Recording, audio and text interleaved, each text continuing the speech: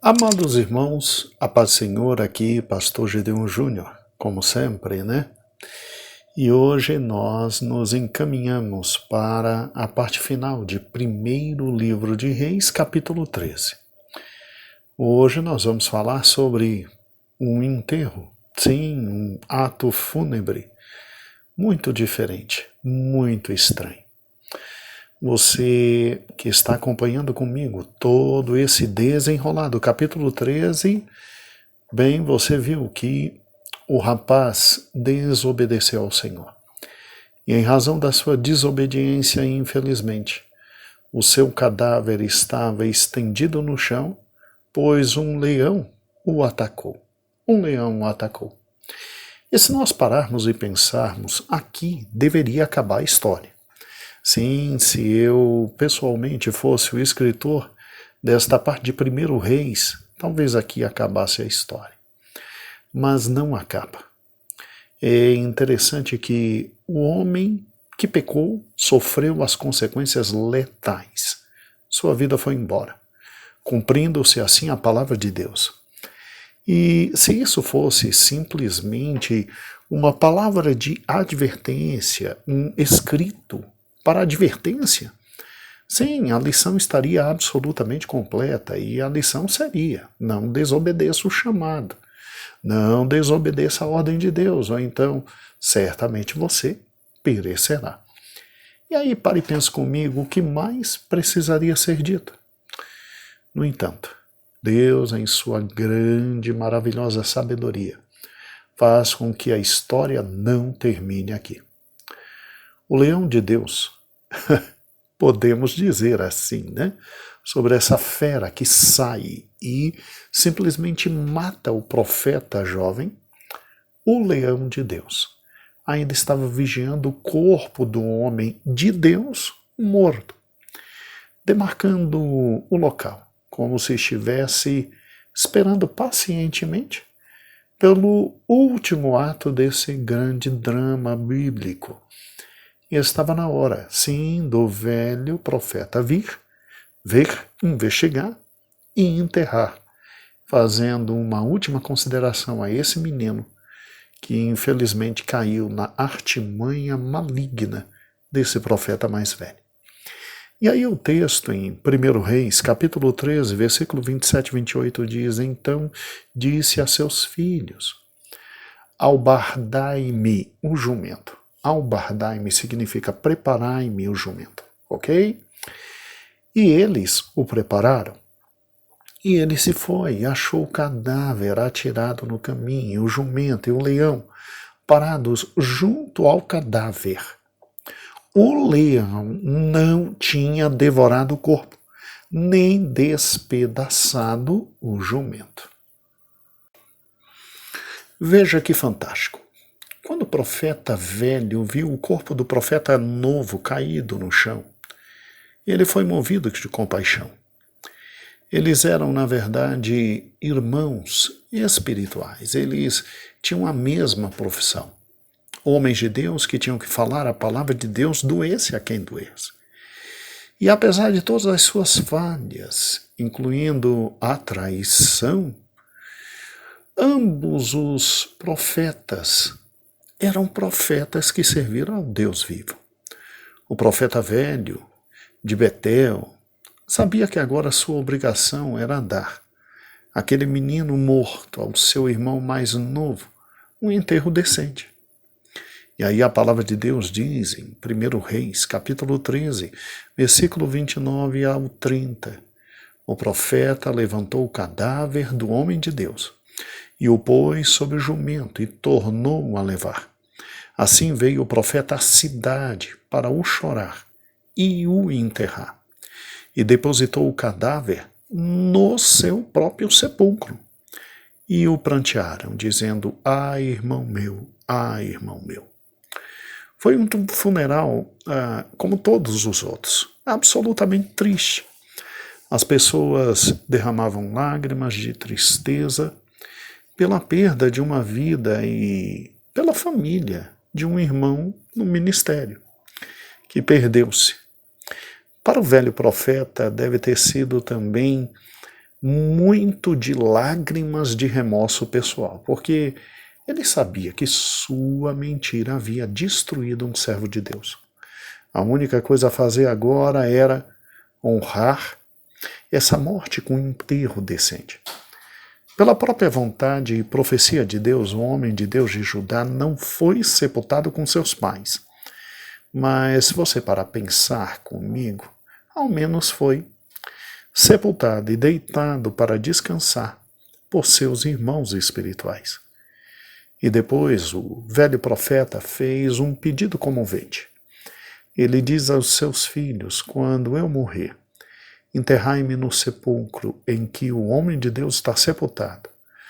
Ponde os meus ossos juntos aos ossos dele, porque certamente se cumprirá o que por ordem do Senhor clamou contra o altar que está em Betel e contra todas as casas dos altos que estão nas cidades de Samaria. Assim está em 1 Reis, capítulo 13, versículo 31 e 32. E dessa vez o velho profeta estava dizendo a verdade. Embora o homem de Judá tenha morrido por sua desobediência, sua profecia ainda se tornaria realidade. Ele falou, sim, ele falou por Deus quando do episódio do rei Jeroboão. O julgamento estava vindo para o rei Jeroboão e toda a falsa adoração que tinha instituído em Israel. Quando o juízo veio a Betel, toda a cidade foi destruída. Inclusive as sepulturas foram profanadas. O homem de Deus de Judá tinha sido muito claro em relação a tudo isso em sua profecia. E quando o lugar alto foi demolido, sim, ossos humanos foram queimados em seu lugar. Os ossos das pessoas que tinham adorado o bezerro de ouro de Jeroboão, cumprindo-se à risca a profecia daquele jovem garoto que na sua juventude profética perdeu a vida. E como um ato último, de carinho, esse profeta mais velho sepulta o profeta mais novo. E esse profeta mais velho coloca o profeta mais novo na sua própria sepultura. Ele o honra como ato último de grandiosidade de alguém que reconhece o trabalho do seu anterior. Eu me lembro aqui que quando a palavra de Deus diz que Jesus fora sepultado entre os ricos, e ele tem pelo menos onde colocar seu corpo no final de sua vida terrena, no meio dos grandes e poderosos. Ele é sepultado na sepultura de José de Arimateia. E esse é um ato de reconhecimento da grandiosidade de uma pessoa. Ainda bem que Cristo não ficou ali sepultado, Ainda bem que ele ressuscita ao terceiro dia e sai e aquela pedra é removida. Então, veja que o ato desse profeta mais velho em sepultar este jovem profeta na sua própria sepultura, isso é como se fosse um enterro e o reconhecimento da grandiosidade do que foi aquele menino, que ele fez e tudo aquilo que ele realizou. Tudo aquilo que realizou. Então, o velho profeta, com esse ato, ele honra este jovem profeta, mesmo, infelizmente, tendo sido tomado talvez por um espírito de ciúme tão grande, Porque deve ser difícil, muito difícil, para alguém que está ali em Betel, para alguém que é chamado de profeta de Deus, para alguém que fala em nome do Senhor, ver Jeroboão fazer tudo o que fez, levantar altares falsos, e não ter a coragem de ir lá, de encarar e de falar a palavra de Deus, e ver alguém que vem lá do outro lado, lá do lado daqueles que agora eram inimigos, é mole? Vir e estender a mão e botar a mão na cara do rei e dizer tudo sobre a falsa religiosidade que o rei estabeleceu e ver a mão do rei secando e um altar rachando e toda aquela glória. eu creio que alguma coisa muito ruim tomou o coração desse homem, tal como aquela velha história, por que ele e por que não eu, né? Por que ele e por que não eu? Que coisa horrível. E aí, tomado de talvez inveja, talvez ciúme, ele diz, eu vou testar esse menino, eu vou ver se ele realmente é profeta forte, e testou, e o menino caiu, e aí de repente ele vem com uma profecia assim do Senhor, dizendo que o menino ia morrer. E é lógico que a única coisa que aquele homem podia fazer agora é pegar aquele corpo, é levar aquele corpo e enterrar na sua própria sepultura, para que pelo menos uma certa honra existisse para esse menino que infelizmente foi literalmente enganado. Sabe, irmãos, a gente tem que tomar muito cuidado com o coração. A gente tem que tomar muito cuidado com o coração, porque eu pessoalmente vejo essa síndrome desse profeta velho atacando muitas vezes a vida de muita gente. E talvez a minha e talvez a sua. Sabe aquela história daquele sujeito que já viveu e que de repente vê um garotão mais novo, mais forte, mais bonito, mais inteligente, despontar na vida. E aí ele vê que o garotão faz algumas coisas que ele não faz, realiza algumas coisas que ele não realizou, diz algumas coisas que ele nunca disse, ele tinha vontade de fazer, de realizar e de dizer. E aí ele fica como uma serpente à espreita, esperando o primeiro momento e o primeiro erro que o garotão vai dar para ir atacar com seu veroz e terrível e maligno veneno. É mais ou menos isso que aconteceu, talvez isso que tomou o coração desse profeta velho. Sério, sério, sério, sério. A Bíblia diz que os mais velhos deveriam ser pedagogos, deveriam ser ensinadores, deveriam ser abençoadores dos mais novos, para que os mais novos, obviamente, alcancem melhor, né? Melhor e algo maior e mais excelente que os mais idosos. Mas parece que essa síndrome desse profeta velho alcança o coração de muita gente que já passou talvez da meia-idade e vê um garotão despontando e quer tudo, tudo, tudo. Menos que ele desponte mais ainda e quer arrebentá-lo e quer quebrá-lo e quer subjugá-lo. E eu venho em nome do Senhor Jesus dizer para vocês, isso é caminho de morte. Isso é caminho de morte. Você vai acabar provocando a morte de alguém, você vai acabar provocando em você pesadelos terríveis e você vai acabar, literalmente, tendo que acolher esse que você bate, que você tem ciúmes, que você arrebenta e tendo que fazer por ele algo maior do que você pensou que deveria fazer. Isso tudo por causa da culpa na consciência. Isso tudo por causa da culpa na consciência.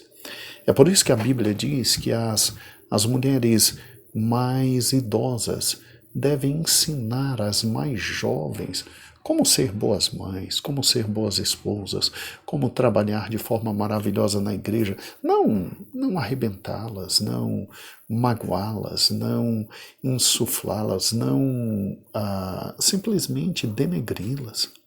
Entendeu?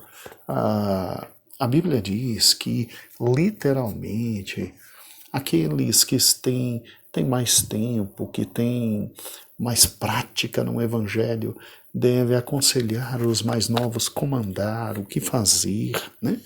Como realizar. Engraçado que o apóstolo Paulo pega Timóteo e diz, olha, por gentileza, não abre mão do seu ministério, tá? Trate sim os mais idosos como pais, como mães, com devido respeito, a juventude que tem mais ou menos sua idade, como teus irmãos, mas não abre mão do seu ministério, você é pastor.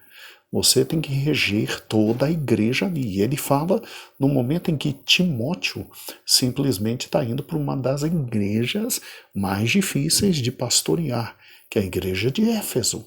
Né? E o que eu acho interessante é que ele diz, que ninguém despreze a tua juventude. Que ninguém despreze a tua juventude. Então, toma muito cuidado. Sim, você que já viveu um pouquinho mais e está vendo aquele jovem, aquela jovem despontar na vida. No mundo espiritual, a tua função é fazê-lo crescer, a tua função é fazê-lo andar um pouco mais, a tua função é dar a ele oportunidade, é ir longe, ir absolutamente longe. Que no nosso ministério, aqueles que têm maior experiência possam amparar, proteger, instruir os mais novos, para que os mais novos despontem e despontem de forma muito grande e muito forte, para que Deus abençoe absolutamente a todos, porque no reino de Deus há espaço para todos, tanto para os mais jovens quanto para os mais idosos, né? E aí toma cuidado, meu amigo, com a síndrome do profeta velho, hein? Toma muito cuidado com isso. E Deus vai te abençoar.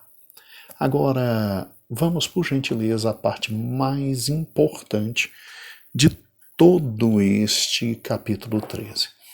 Eu quero agora tratar com você sobre a questão relacionada, o que tem a ver uma história dessa com os dois reinos que foram divididos. Porque, afinal de contas, será que Deus tem alguma finalidade ao trazer uma história como essa para a gente refletir sobre o reino do norte e o reino do sul? Como é que é isso?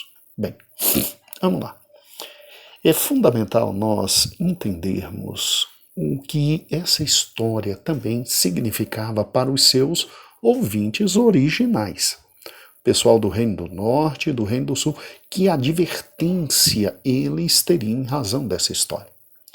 Então vamos lá. Em primeiro lugar, para eles, esses eventos verdadeiros, né, serviriam como o quê? Como uma espécie de ensino vivo, ou seja, sobre as duas dimensões dos dois reinos. O que viria a acontecer pela frente se não entendessem o que aquela parábola viva, poderia chamar assim, né? Entre aspas, parábola, né? Mas aquela história real traria e o que Deus poderia trazer para eles. Vamos lá. Após a morte de Salomão, o reino foi dividido entre Israel e entre Judá, e entre as 10 tribos do norte e as 2 tribos do sul. O capítulo 13 de 1 Reis, ele conta o quê? Bem, ele conta a história espiritual desses dois reinos, ajudando-nos a entender todo esse período agora de Israel. Então veja bem, há 2 profetas em cena, ok? Um de cada reino, um do reino do sul, outro do reino do norte. Observe comigo que não são identificados pelo nome, mas por sua proveniência geográfica, ou seja, o que confere um significado simbólico. Um vem do sul, outro do norte. Um profeta é chamado de o homem de Deus de Judá, ou seja, do reino do sul, e o outro que vive em Betel, e que era um grande centro de culto em Israel, o do reino do norte. E as ações desses 2 profetas representam, irmãos, creiam, a história das suas 2 nações, dos 2 reinos. Como assim, pastor? Vamos lá, devagarzinho. O homem de Deus que veio de Judá e repreende Jeroboão, rei de Israel, por sua adoração ímpia, ele traz que mensagem? Ele traz a mensagem de que o reino de Judá, o reino da tribo de Davi, o verdadeiro e legítimo reino, e o verdadeiro e legítimo rei, entendeu? Que tinha como capital Jerusalém, onde havia o templo de Deus, onde havia o lugar da expiação do pecado. Sim, esse profeta ele significava como que uma testemunha para Israel de que o verdadeiro caminho da salvação, o verdadeiro caminho da adoração, o verdadeiro caminho de se estar na presença de Deus era o templo existente na época. Então é óbvio que quando ele fala a Jeroboão, ele está dizendo, olha, não é para ficar aí não, é para descer e adorar lá embaixo, porque tudo isso aqui é falso. Tudo isso aqui é falso. Então Deus estava dizendo, olha, mesmo o reino dividido, eu quero que vocês entendam absolutamente que o reino do sul, em Jerusalém, está o local que eu separei para adoração. Para adoração. Então é óbvio, Israel era o local errado. Israel, com todo aquele aparato, o altar em Betel e o altar lá em cima em Dan estavam errados. E era para se ter em mente algo mais importante ainda, que durante toda a história, a parte norte de Israel seria um problema para Judá. Por quê? Porque incitaria Judá muitas vezes ao pecado. Incitaria Judá muitas vezes ao pecado. Assim como o profeta do norte levou o profeta do sul a pecar, Deus estava dizendo, abram os olhos, ó Judá, porque infelizmente a história que vai continuar é o reino do norte chamando para pecar. O reino do norte chamando para pecar. Gente, da mesma forma como o velho profeta tentou o homem de Deus, enganando a ele. O reino de Israel induziria Judá sempre a religião falsa. E no final, ambos os profetas provaram ser pecadores. E assim fizeram também ambos os reinos. Deus estava dizendo, olha, no final, lá na frente, vai pecar os dois. Tanto Judá quanto Israel serão dois reinos pecadores. Os dois países nunca mais se uniram. Os dois reinos nunca mais foram um só reino. Mas seus povos seriam irmãos até a morte, tal como ocorreu com os profetas nessa história. Eles estavam unidos juntos até a morte, sob a palavra que proclamaram e foram chamados a obedecer. Se você parar e pensar, o povo de Deus no Antigo Testamento podia reconhecer-se com certeza nessa história. Nessa história. Eu vou ler para vocês um comentário muito bonito que eu encontrei no livro O Contexto de 1 Reis, né, de Jeremy Wash. Né? É um comentário que eu gosto bastante e eu quero que você escute agora. Ó. Vamos juntos. Os indivíduos os indivíduos espelham seu reino. Ou seja, o profeta velho e o profeta novo espelham seus reinos. E sua tragédia prenuncia o trágico destino que aguarda Israel e Judá. Israel tornou-se infiel. Judá pode falar a palavra que Israel precisa ouvir, mas se Judá, seguindo o exemplo de Israel também, comprometer a sua adoração, e a história mostra que é isso que acontecerá, ambos estão condenados a superar sua separação só na morte. Judá será enterrado em uma terra estranha e Israel será salvo na medida apenas em que se unir a Judá. Pare e pense comigo. Vamos lá. Como muitas parábolas, essa parábola viva que estou chamando assim, pretendia servir como advertência. Ao povo de Judá, ela estava dizendo, não se deixe enganar, a adoração de Israel é falsa. E se você se desviar do chamado de Deus, você morrerá. Ao povo de Israel, o povo do norte, das 10 tribos com Jeroboão, a história dizia: ouça a palavra salvífica de Deus que vem através da tribo de Judá. Infelizmente, Israel, as 10 tribos do norte, se recusou a ouvir a advertência de Deus. E isso fica muito claro no final do capítulo, quando em 1 Reis 13, 33 e 34 diz: depois dessas coisas, Jeroboão ainda não deixou o seu mau caminho. Antes, de entre o povo tornou a constituir sacerdotes para os lugares altos. A quem queria, consagrava para sacerdote nos lugares altos, e isso se tornou em pecado a casa de Jeroboão, para destruí-la e extingui-la da terra. Irmãos, as palavras depois disso, no texto que acabamos de ler, indicam que esses eventos, irmãos, tanto a profecia que o homem de Deus falara contra o altar, quanto o ataque do leão, que depois o matou, deveriam ter servido como aviso a Jeroboão. Ele havia recebido as palavras do profeta. Você se lembra?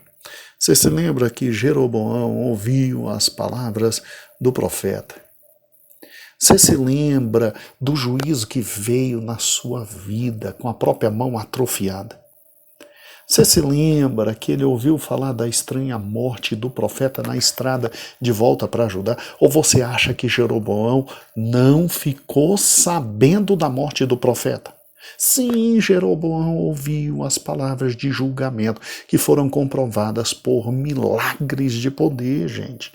No entanto, apesar de tudo isso, apesar de todos os avisos, ele nunca abandonou os altares falsos, de adoração falsa, da religião falsa que ele criou. Na verdade, Jeroboão foi de mal a pior. Ele não seguiu o caminho de Deus, mas os seus próprios caminhos. Quando você pega o original em hebraico, os grandes hebraístas dizem que lá no texto se destaca a diferença usando um jogo de palavras. Mais ou menos assim: Jeroboão não virou as costas para Deus, mas virou-se para o seu próprio caminho mau. Ou seja, ele segue o seu caminho. Então, para dizer a mesma coisa de outra forma, não se arrependeu do seu pecado, mas voltou para ele. Jeroboão designava falsos sacerdotes e levava Israel a pecar, e a pecar, e a pecar, e a pecar. E aí, em razão disso, por todos esses pecados e muitos outros, a casa de Jeroboão seria cortada da superfície da terra se o homem não se arrependesse. Irmãos, está clara aqui a palavra de Deus. A palavra de Deus está muito, mas muito, muito clara. Coloque na cabeça, vamos lá. É simples. Se Deus simplesmente cumpriu sua palavra na vida do profeta que trouxe a palavra, não ia cumprir sua palavra na vida de Jeroboão. Bem, Jeroboão teve toda a chance para se consertar. Mas, infelizmente, fazer o quê, né? Fazer o quê? Meus amados irmãos, com esta parábola viva, essa história viva, Deus então deu a advertência, tanto ao reino do sul. Não olhe para o reino do norte o que eles estão fazendo, está errado. Quanto para o reino do norte. Volte-se para Jerusalém e venha adorar de forma correta, verdadeira, decente. Mas, infelizmente, nenhum dos dois ouviram. E aí é óbvio que, infelizmente, a morte viria aos dois reinos. O que se cumpriu, em primeiro lugar, quanto ao reino do norte, quando os assírios vieram e tomaram Samaria, em 722 a.C., e depois com o reino do sul, quando os babilônicos vieram, e em 500 e pouquinho, depois passo a data certinha para os irmãos, tomaram Jerusalém. Bem, foram avisados. Aqui, pastor Gedeon Júnior, um grande beijo. Que Deus dê a você um dia maravilhoso, maravilhoso. E a paz do Senhor a todos.